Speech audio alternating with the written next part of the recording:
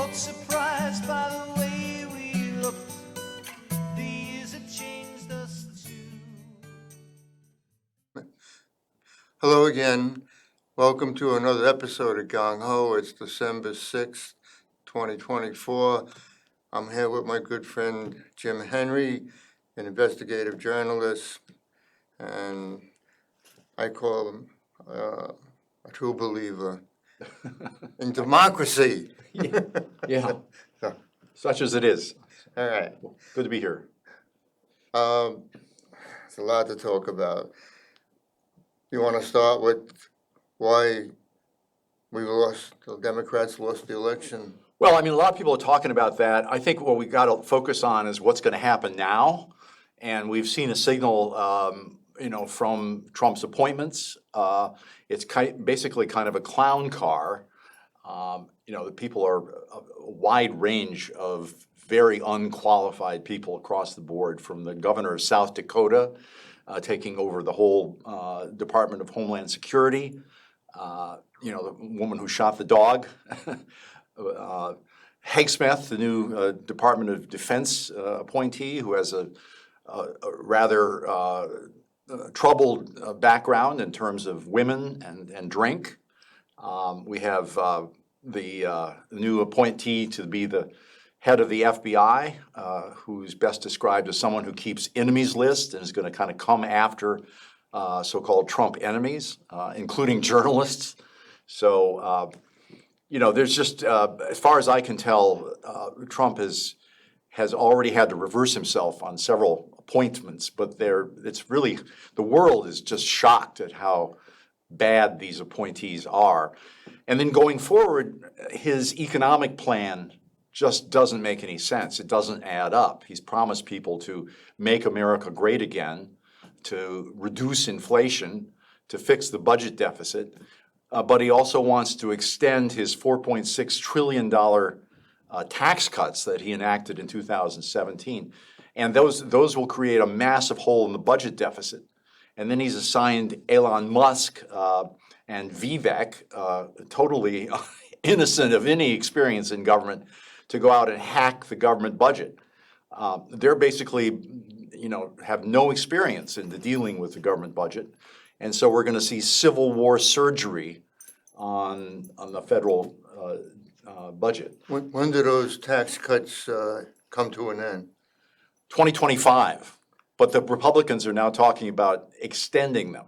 And that would be a $4.6 trillion hole in the U.S. budget. There's a sunset clause, and it happens during his administration. That's right. All right. Just to say, the policies we know he's talked about enacting, tariffs on our leading trade partners, Mexico and Canada, are our best friends in the world.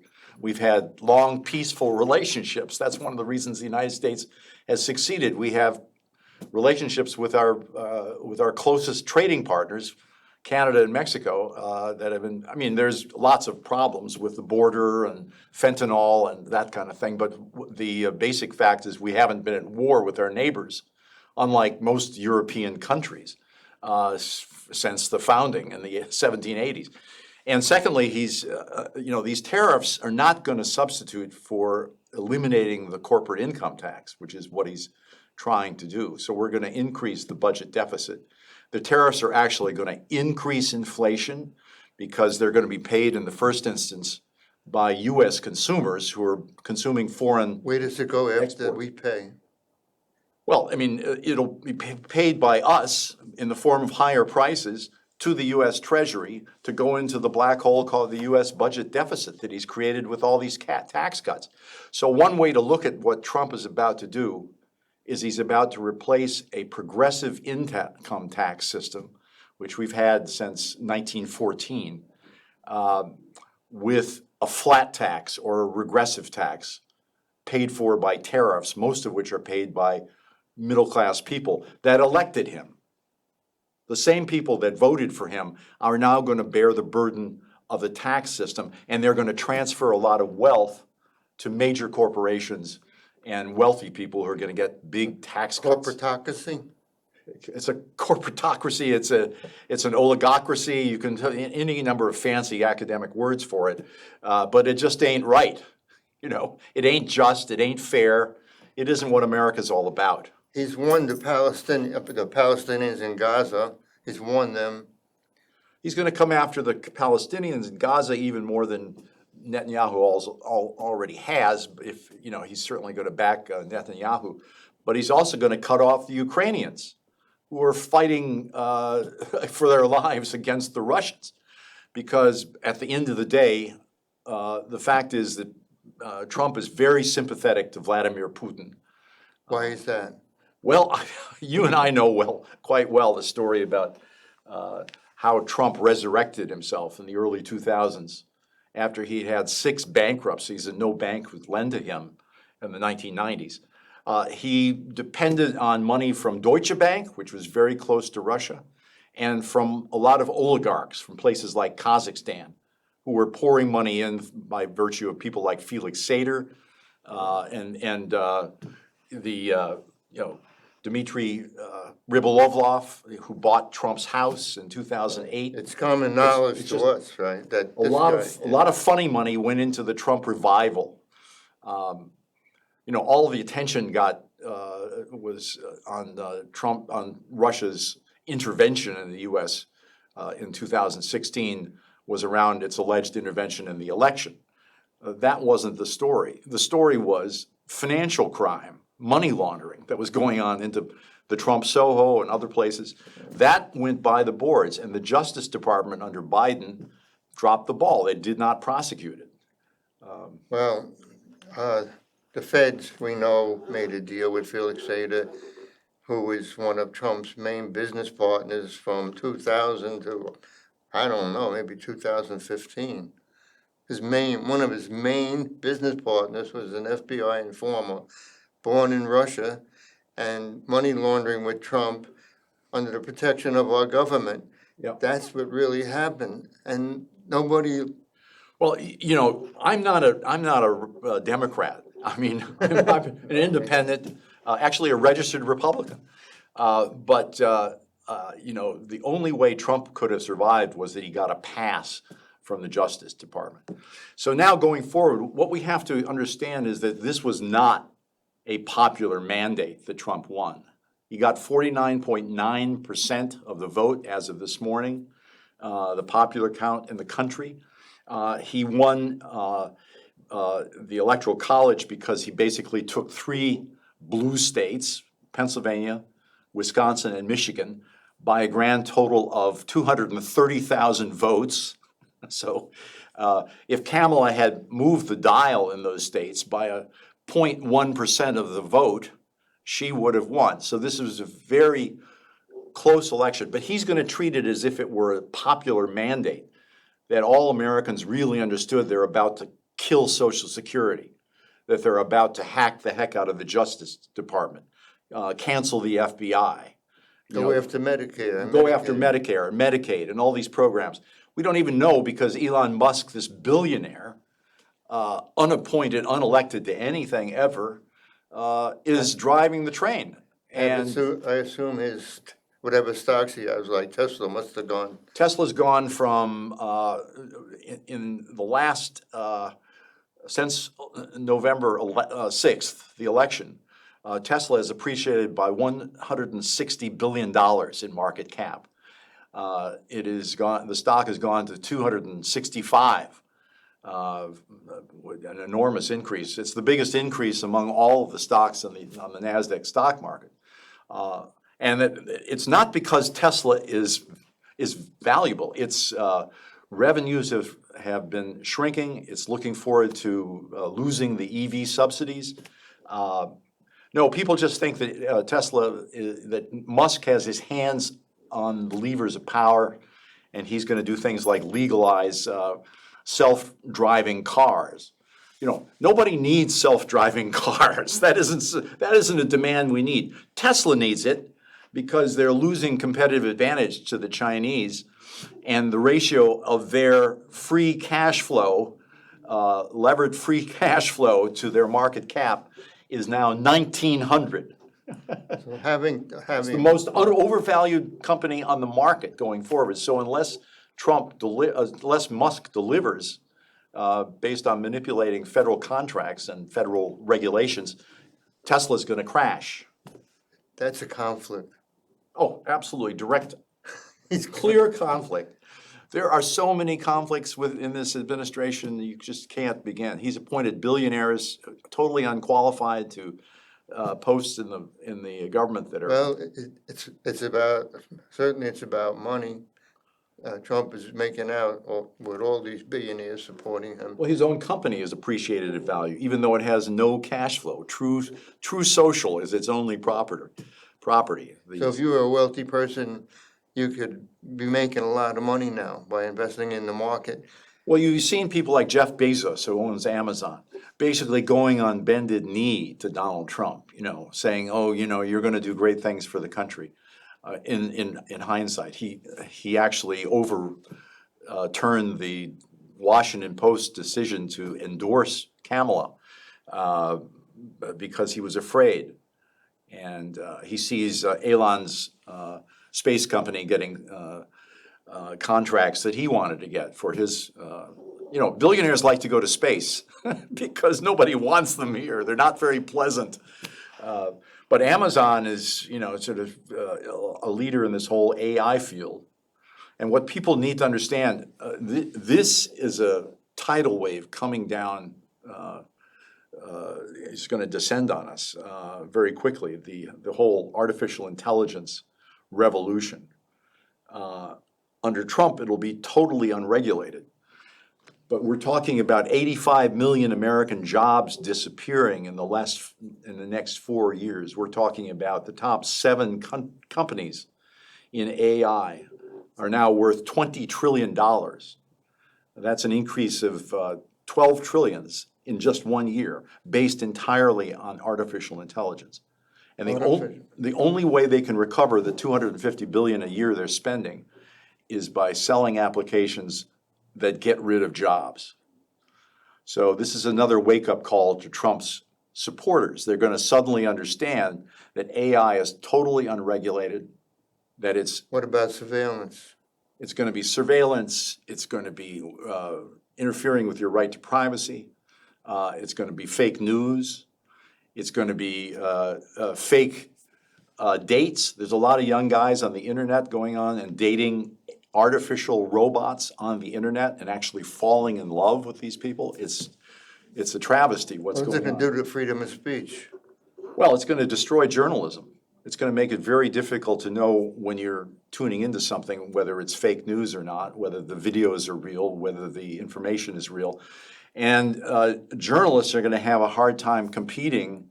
Human journalists are going to have a hard time competing with the automatic stuff that AI models can write. This is a huge challenge. Nobody mentioned it at the election. What about AI being used, or these surveillance apps being used? They're being used in Gaza. They have. Well, even against individuals. Yeah, well, they're being used against targeting individuals, and it makes it very hard to control hacking as well. I just read something that a lot of this is coming out of Tel Aviv. These apps, surveillance apps. Well, Israel has a big project to develop apps to steer drones, to target drones. A lot of the drones being used in Gaza, they're shooting kids in the head, they're not humans who are willing to do that. They have these drones fly down and, shoot in Gaza, and I 3-year-olds. guess in the West Bank too, there's the constant hum of drones Yeah, all absolutely. the time, and But helicopters. that's all enabled by artificial intelligence programs that are targeting people based on their contacts and surveillance and everything. And there's no auditing of that. It's no trial by jury. It's no, reasonable process. I mean, I can understand going after terrorists, but in this case, there are a lot of innocent people who have died as a result of the mistakes these programs are making. There are a lot of innocent people being killed by 2,000-pound bunker busters. No, more than that. They're like, some of them are 5,000 or 10,000-pound bombs. Yeah, we dropped 88 million tons of bombs. Mostly on civilians. It's a war on crime, Gaza. it's genocide, and we are complicit because we're supplying the Israelis with the bombs. I think it's a key reason, when you look at why the Democrats lost the election. First of all, Gaza was a major issue that wasn't on the ballot. I think it accounted for the fact that the Democratic vote dropped in this election by more than 7 million compared to 2020. And if you look at states like Michigan, it was definitely enough to make a difference. The people who voted for Jill Stein, that margin plus the number of Democrats who did not show up just made a difference. The second thing was Biden stayed on too long. He should have given up, and we should have had an open primary. Biden should have stopped the flow of arms to Israel. He wouldn't do that. Well, he wouldn't do that, and Kamala wouldn't sign up to support that, and that lost a lot of votes. But I also think that the Democrats had no ideas, real problems. Their big idea was gender and abortion, and they thought women would be persuaded by that to vote for them. But we look at the vote, 27 million white women voted for Trump. 9 million Latino women voted for Trump. They were not persuaded by the abortion argument. Only 14% of American voters thought abortion was the number one issue. What they cared about was inflation, about the border, about the economy. And the Democrats had no real success in answering that. But you know something? What have the Republicans done for the middle class and the lower class people? Nothing. No, it's been a disaster. All they've done is prevent. They had a perfectly reasonable solution to the border problem, which was bipartisan. It had been agreed to by Republicans in Congress last year. And Trump intervened to make sure that this issue was not taken away from him to block that settlement. That would have been a perfect. Kamala Harris could have said, it was Ashley Obama that deported more people than anybody every single year. This was like using ICE. 800,000 people a year were being deported. The Democrats did that. The border issue is really something that Americans have to understand. First of all, 44% of undocumented workers in this country work in agriculture. So if you throw them out, what's going to happen? You're going to have Vermont dairy farmers unable to staff. I'm not going to go work on a dairy farm in Vermont. Are you? Who's going to actually fill these jobs? They're not here lying around. They don't get Medicare welfare, generally speaking. They pay taxes. They pay taxes. They Social came after Security the is American withheld. dream. Many cases, yeah. And there's the basic story is that people are going to be realizing that when we throw them out of the country, not only is it a human rights fiasco and a blot on our reputation, but it's also going to be economically bad for this country because these people were working in a lot of jobs that most people didn't want to take. Texas construction is already complaining about the impact on being able to find workers, and they haven't even started the camps yet.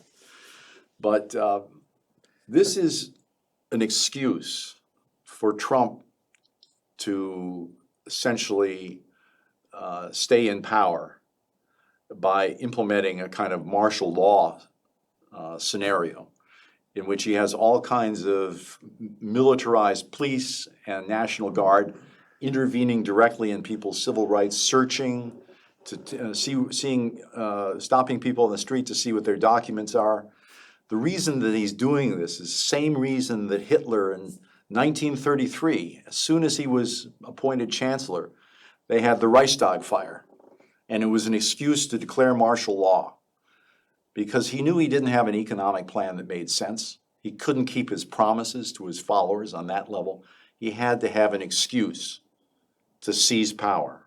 And that's what the migration story is all about.